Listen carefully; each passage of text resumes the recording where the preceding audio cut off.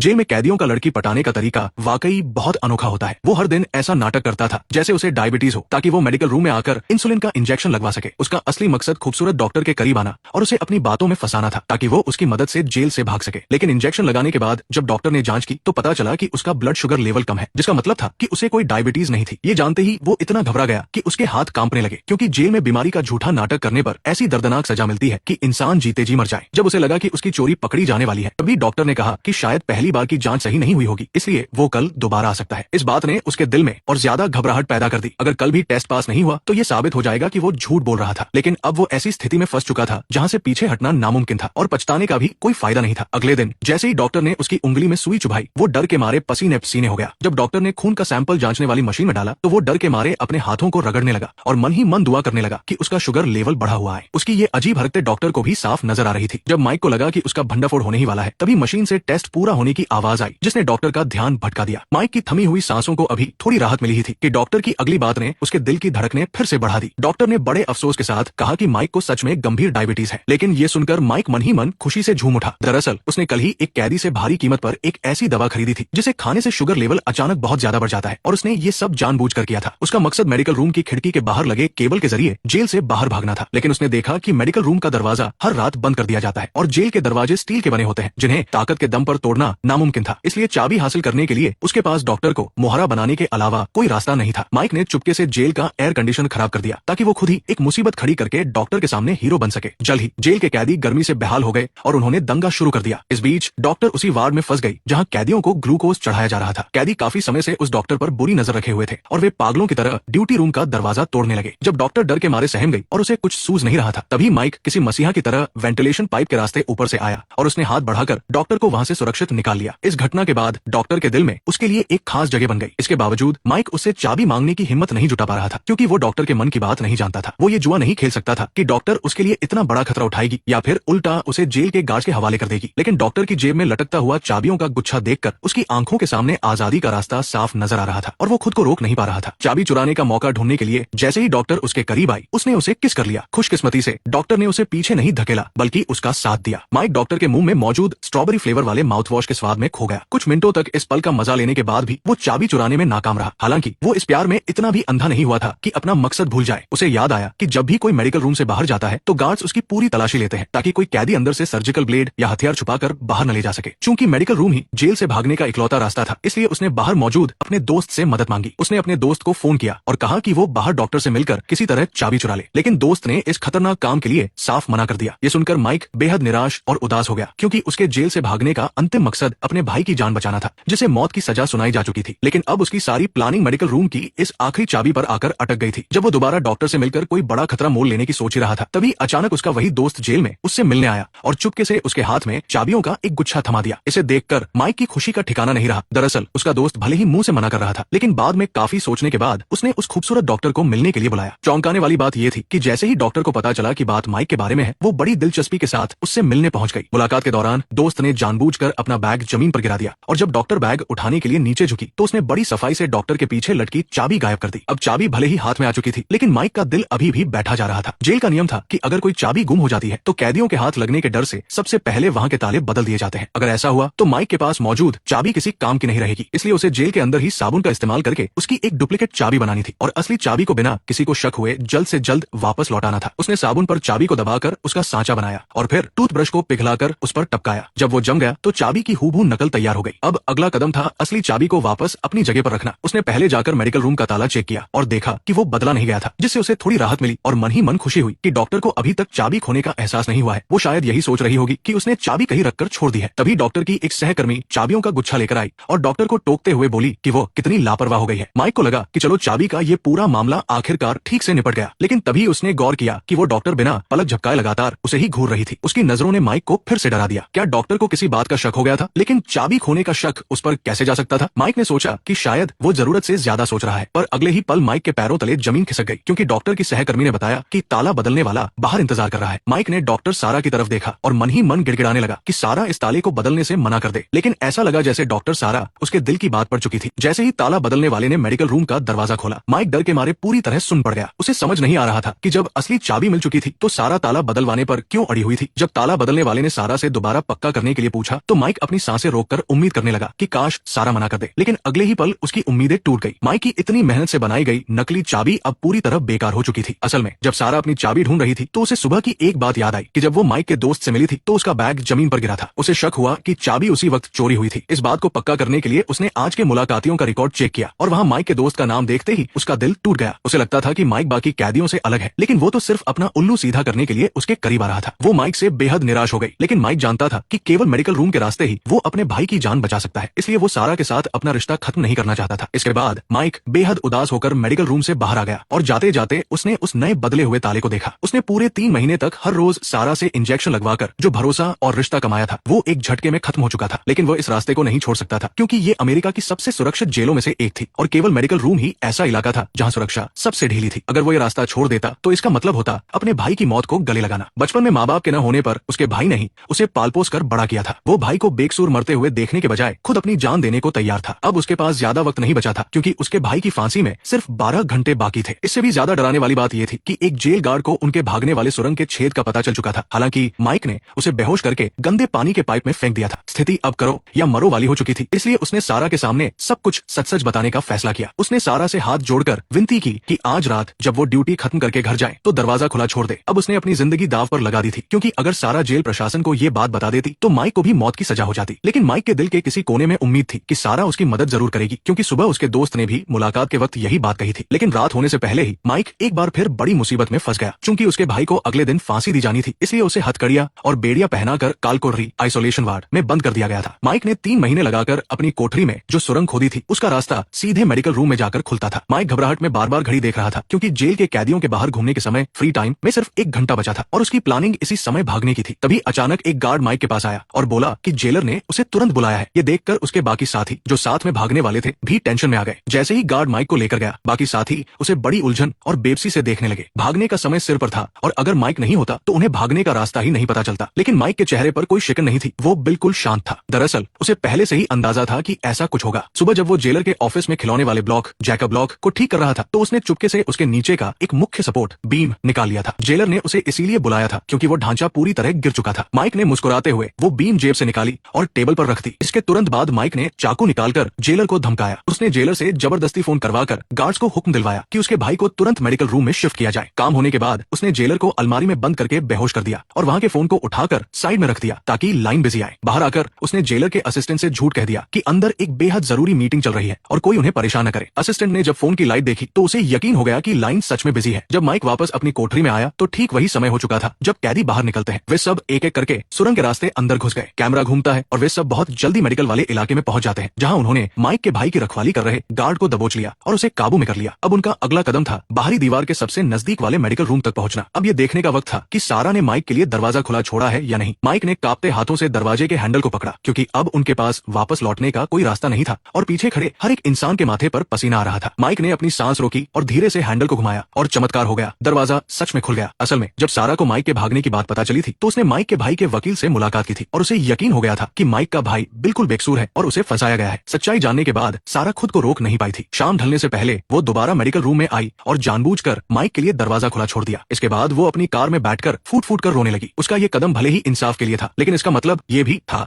कि अब उसकी खुद की जिंदगी बर्बाद होने वाली थी। माइक के साथ भागने वाले लोगों में कुछ खूंखार मुजरिम भी थे और अगर माइक भागने में कामयाब हो जाता तो सारा को भी इस जुर्म का बराबर का साझीदार माना जाता। खैर, माइक और उसके साथी मेडिकल रूम के अंदर तो दाखिल हो चुके थे, लेकिन खिड़की के बाहर अभी भी लोहे की मजबूत ग्रिल लगी हुई थी। हालांकि माइक ने इसके लिए भी पहले से ही पूरी तैयारी कर रखी थी।